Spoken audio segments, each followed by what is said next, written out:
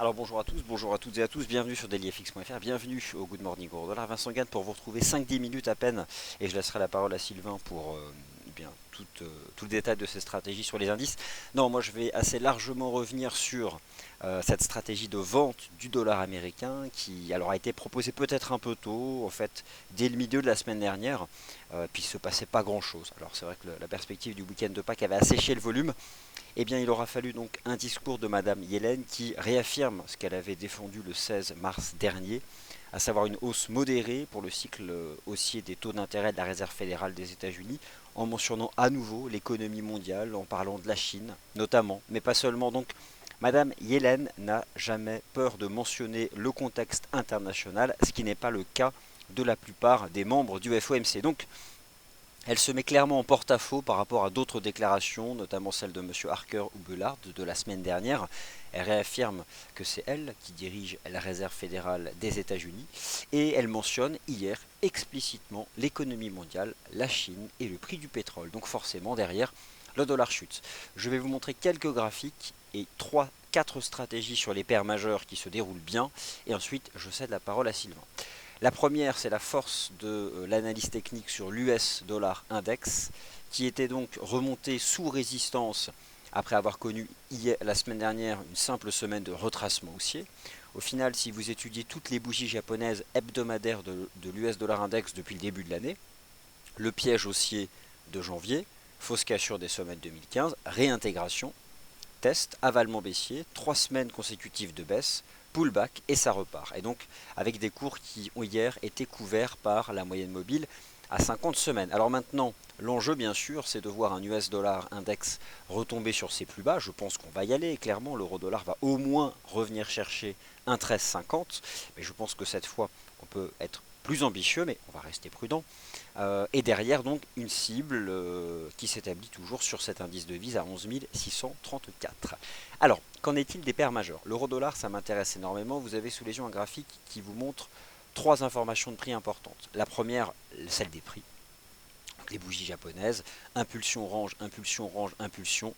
Vous avez ici des indicateurs de tendance, notamment les moyennes mobiles à 20 et 50 périodes sur l'horizon de temps 4 heures, qui ont été enfin refranchis par le cours, qui retrouvent une orientation haussière. Et je pense que ce matin, nous allons assister à un croisement de la MM20 au-dessus de la MM50.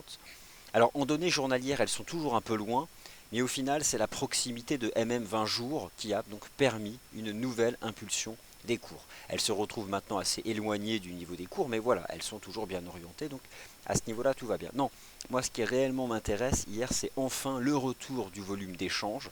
Vous avez ici le volume d'échange réel des clients FXECM dans le monde. Vous avez là l'impulsion haussière de la BCE avec un fort volume, l'impulsion haussière de la Fed avec un fort volume, et enfin, hier, l'impulsion haussière du discours de Madame Yellen au Club économique de New York, qui, accrochez-vous, dépasse le volume d'échange réel qui avait été envoyé le jour de la Réserve fédérale. Donc c'est juste hyper bullish, avec des belles perspectives haussières. Alors, il a fallu que je m'accroche parce que je m'étais précipité à l'époque sur 1,1220, ce qui avait été invalidé, mais je suis revenu donc techniquement parlant à la charge au-dessus des 1,1166, 61% de retracement, et bien sûr des 1,1150, le seuil que défendait le marché avec toutes ces petites toupies. On avait eu un pré-signal haussier lundi lorsque les cours ont refranchi MM20, puis une congestion entre MM20 et MM50 avant que les cours ne s'envolent hier donc avec le discours de Madame Yellen, avec, regardez en H4, une explosion du volume d'échange réel. Donc maintenant, moi j'envisage déjà une remontée à un 13,42, mais derrière un 13,40. Mettez-vous en horaire, il y a des lignes de tendance, il y a des choses à attraper. Il y aura forcément un pullback qui ne sera pas non plus hyper profond, le pullback. Alors quel peut être un mouvement de retour maximal avec un prix d'entrée intéressant? Je regarde ici la tentative qui avait été faite, ça peut être 1,1260, grand maximum, ce qui pourrait donner un prix d'entrée intéressant. Maintenant, ce qui moi va vraiment me plaire, c'est la remontée de MM20 ici en données 4 heures. 1,1260 serait donc un prix potentiellement intéressant, mais clairement voilà, maintenant c'est un 13,40 et probablement derrière davantage. Alors, l'USD Yen, alors c'est l'USD qui baisse, attention, l'USD Yen a donc échoué à proximité donc, de cette oblique de tendance baissière. Il réintègre MM20 jours, vous avez ici MM20 jours, il réintègre, donc ça c'est très mauvais, pour la tendance de l'USD-Yen. L'USD-Yen est en train donc il a fait un avalement baissier, il brise cette oblique.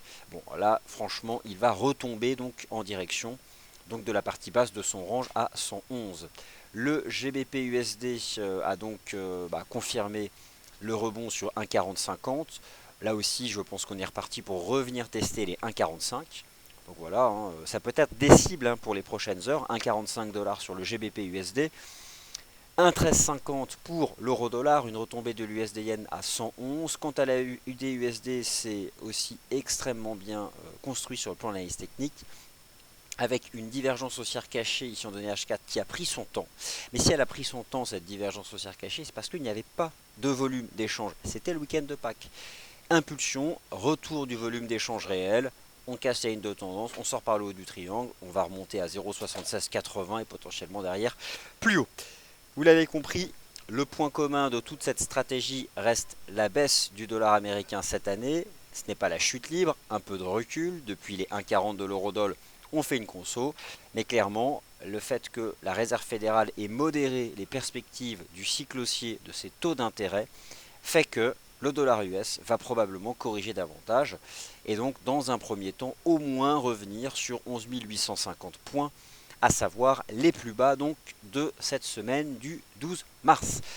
Chers auditeurs, je dois donc vous abandonner pour le moment. Je vous laisse entre les mains de Sylvain à partir de 9h15 et je vous retrouve pour un point beaucoup plus complet à 11h. Donc dans le morning meeting où on parlera de tout, des paires majeures, des paires croisées du yen, des indices boursiers, des conséquences bien sûr et de l'once d'or. Ne l'oublions pas, l'once d'or qui aussi a profité de cette baisse du dollar US et qui donc réengage sa tendance haussière. Il n'aura pas testé pile poil le support majeur des 1200$. Il aura fait son plus bas à 1205 et quelques et ça relance. Mais ça, vous avez à 10h30 le Commodities Market Report pour davantage de détails. Je vous abandonne, j'ai un coup de téléphone très important, bien sûr professionnel, à 9h. Et donc je vous retrouve à 11h. Merci beaucoup et à tout à l'heure.